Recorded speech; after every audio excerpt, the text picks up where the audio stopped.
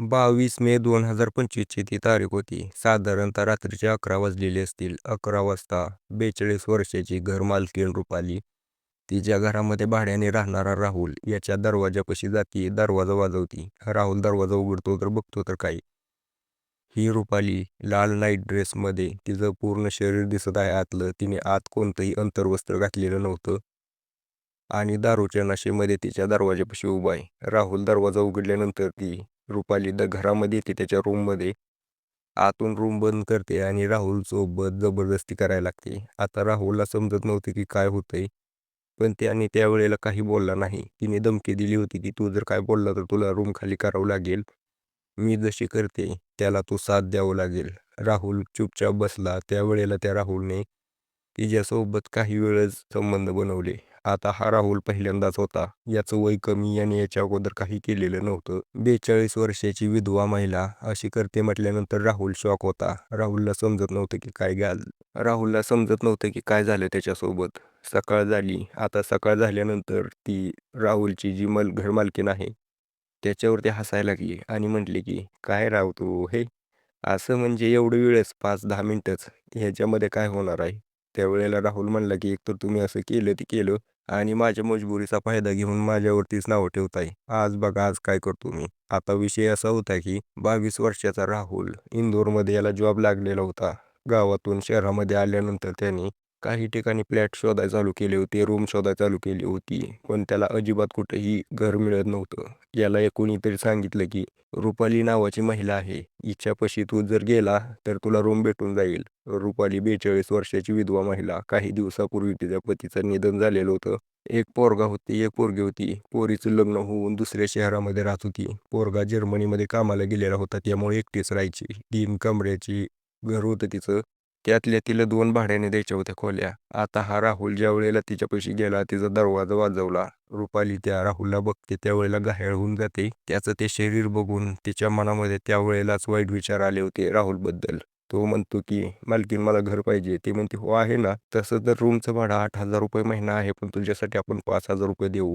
राहुल खुश होतो आणि म्हणतो की ठीक आहे चालेल, मी उद्यापासूनच सगळे कापडं वगैरे घेऊन इथं शिफ्ट होतो. रुपाली म्हणते हो. त्याला काय, रुपाली तिच्या कमरेची चावी काढून त्याच्या हातात देते आणि म्हणते की ही तुझी रूम आहे. रूम तर बरी होती, पण जरा कसं आहे आता भाड्याने राहायचं म्हणल्यावर निवांत राहावं लागेल, थोडं त्या रुपालीच्या हाताखाली राहावं लागेल असा विचार करून राहुल घरून सांगून येतो की मला रूम भेटली, मी चाललोय आता आणि मी अधूनमधून येत जाईल घरी. आता राहुल 2-3 दिवसानंतर त्या ठिकाणी शिफ्ट झाला. ज्या वेळेला शिफ्ट झाला त्यावेळेला कामावरती जायचा, जेवण बनवायचा, घरी येऊन खायचा, याचा त्याला कंटाळा यायला लागला होता. त्याला समजत नव्हतं की या कसलं आयुष्य चालू आहे माझं, ना काय याच्यामध्ये मजा आहे ना काय नाही. यायचं जेवण स्वतः बनवायचं खायचं. आता एक दिवशी अशीच ही जी रुपाली होती त्याला बघत होती जेवण बनवताना, तर त्याला म्हणते की तू जेवण का बनवतोय. हा राहुल म्हणला की "मग काय करणार, कोण नाही माझ्यापाशी जेवण बनवायला." ही रुपाली म्हणली माझ्या घरी एक कामावाली बाई ती, तिच्याकडूनच जेवण बनवून घेत जा. आज माझ्या सोबत जेव आणि उद्या तिच्याकडून जेवण बनवून घेऊन माझ्यासोबतच जेवत जा. आता हा राहुल खुश झाला. म्हटला की माझं काम तर वाचलं, बरं झालं.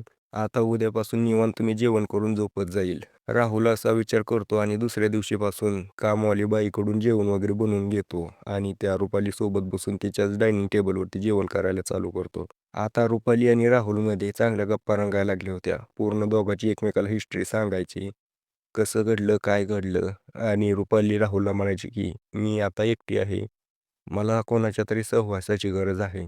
ती थोडी त्याच्यावरती लाईन मारत होती, त्या राहुलला समजत होतं. पण राहुलला भीती होती की मी हिच्यासोबत जर काय केलं तर मला ही खोली खाली करून जावं लागेल, त्यामुळे तो शांत बसत होता. ही 42 वर्षाची राहुलची घरमालकीण रुपाली, हिला दारू प्यायचा लय नाद बरं का. आता एक दिवशी असंच राहुलला दारू पीत पीत म्हणते की तू दारू पित नाही का.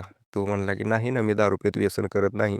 ती रुपाली म्हणते मग तुझ्या जीवनाचा काय अर्थ आहे, ना तुझ्यापाशी कोणी गर्लफ्रेंड आहे जसं की तू सांगितलं मला, ना तू दारू पितो, फक्त काम करतो आणि इथं जगायसाठी आलाय का या जगामध्ये, थोडीफार आईश कर. असं म्हणून त्याला दारू प्यायला बसवते त्या ठिकाणी ही रुपाली. आता हे दोघं भरपूर दारू पितात. दारू प्यायल्यानंतर हा राहुल आता नशेमध्ये आलेला होता. रुपाली त्याच्या रूममध्ये जाते आणि त्याच्यासोबत ते काम करायला चालू करते, जे की राहुल सोबत.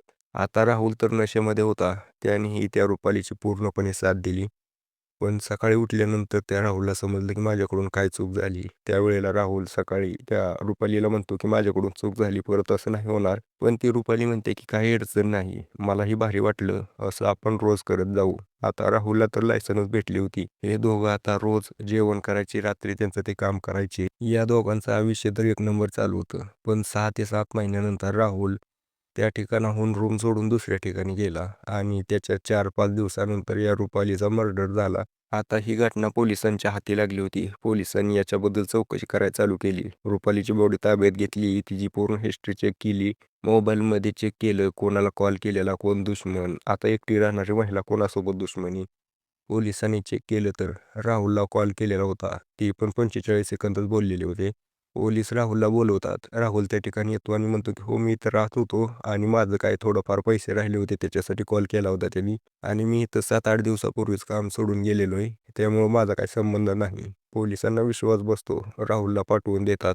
या रुपालीने सिक्युरिटीसाठी सीसीटीव्ही कॅमेरे लावले होते. पोलिसांची नजर त्याच्यावरती जाते. पोलीस सीसीटीव्ही चेक करतात. त्यावेळेला एक रात्री 11 वाजता पुरुष आलेला होता. त्याच्या अंगावरती जी कापडं होती तीच कापड राहुलने घातलेली होती. पोलिसांचा शेक राहुलवरतीच जातो. पोलीस त्याला पकडतात आणि बसून चौकशी लावतात. त्यावेळेला राहुल आता पूर्णपणे तुटला आणि त्याने पूर्ण गोष्ट सांगितली. तर विषय असा झाला होता की राहुल ज्या ऑफिसमध्ये काम करायचा त्या ऑफिसमध्ये सपना नावाची एक पोरगी काम करायची. त्याच्यावरती याचं प्रेम झालं होतं. आता दोघं प्रेमामध्ये होते, लग्न पण करणार होते. याची कसलीही कल्पना रुपालीला नव्हती. रुपाली आणि राहुल तर एन्जॉय करायचे. पण काही दिवसानंतर रविवारची सुट्टी होती. ही सपना राहुलच्या घरी आली. घरी आल्यानंतर दोघांमध्ये गप्पा चालू झाल्या. गप्पा मारत मारत दोघे त्या ठिकाणी संबंध बनवतात. आता हे दोघांनी संबंध बनवले पण अचानक त्या ठिकाणी ही रुपाली आली होती. रुपाली विचारते की कोण आहे तू, काय आहे? त्यावेळेला सपना सांगते की मी याच्या ऑफिसमध्ये काम करते, आम्ही दोघं मित्रमैत्रीण आहे. आता ही रुपाली म्हणते मला तर नाही वाटत की तुम्ही मित्रमैत्रिणी असाल, नक्कीच तुझं याच्यावरती प्रेम आहे. आता ही सपना लाजायला लागते. तिला कळून चुकतं की याचं ऑफिसमध्ये चालू आहे, माझ्यासोबतही चालू आहे. बरं ती म्हणते काही अडचण नाही, चांगला आहे, तुला हा आवडतो, तुझी चॉईस चांगली आहे. सपना हसायला लागते आणि तिथून निघून जाते. जाताना त्या राहुल ज्या वेळेला सपना त्या ठिकाणाहून चालली होती त्यावेळेला त्या मालकिनीने तिचा नंबर घेऊन ठेवला होता आणि आता ही मालकीन रुपाली राहुलला म्हणायची की तू तिच्यासोबत नाही भेटायचं, तू माझ्यासोबत राहायचं. राहुल म्हणला की तू 42 वर्षाची, मी 22 वर्षाचा, मला लग्न करायचं तिच्यासोबत. ती म्हटली माझ्यासोबत कर, माझी एवढी प्रॉपर्टी आहे सगळी तुला देईन. पण राहुल म्हणला की आपला मेळ बसत नाही.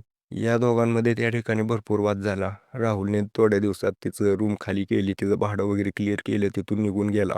पण रागवलेली ही रुपाली तिने तिच्यापाशी बनवून ठेवलेले राहुलचे व्हिडिओ तिला पाठवून दिले सपनाला. आता सपना रागाला गेली. तिला कळून चुकलं होतं की या राहुलचं तिच्या घरमालकासोबत लफडं चालू आहे. सपना राहुलपाशी आली, त्याला कानाखाली लावल्या आणि म्हटली की माझ्या नादी लागू नको आता. अशा प्रकारे राहुलला राग आला. अशा प्रकारे राहुलच्या आयुष्याचं वाटोळ झालं होतं. राहुलला याचा सगळ्याचा राग आला. राहुल त्या रुपालीला कॉल करतो आणि म्हणतो की मला तुझ्यासोबत भेटायचं आहे. आज रात्री जंगी नियोजन कर, भेटतो तुझ्यासोबत. रुपालीला वाटले की आता राहुल तर आपल्याकडे आलाच, आता काही टेन्शन नाही, आपलाच झाला आता राहुल. तिने नियोजन केलं, दारू पिरू आणून ठेवली आणि तिने ड्रेस तोच घातला जो की पहिल्या दिवशी घातलेला होता. राहुल आला. राहुल त्या ठिकाणी तिच्यापाशी बसला, दारू पिला. 1-2 वेळा संबंध बनवले. पूर्णपणे नशेत गेल्यानंतर तिचा गळा दाबून रुपालीला त्या ठिकाणी मारून टाकली आणि तिथून निघून गेला. त्याला वाटलं की कोणाला समजणार आहे. पण पोलिसांनी सीसीटीव्हीमध्ये हे सगळं कैद झालेलं बघितलं. त्यावेळेला पोलिसांनी त्याला बोलवलं होतं. पोलिसांच्या हाती योग्य तो गुन्हेगार लागला होता. त्याच्यावरती कारवाई झाली आहे राहुलवरती. जी काही शिक्षा आहे ती होईलच. पण याच्यावरती मला सांगा मित्रांनो, चूक कोणाची? मला कमेंट करून नक्की सांगा.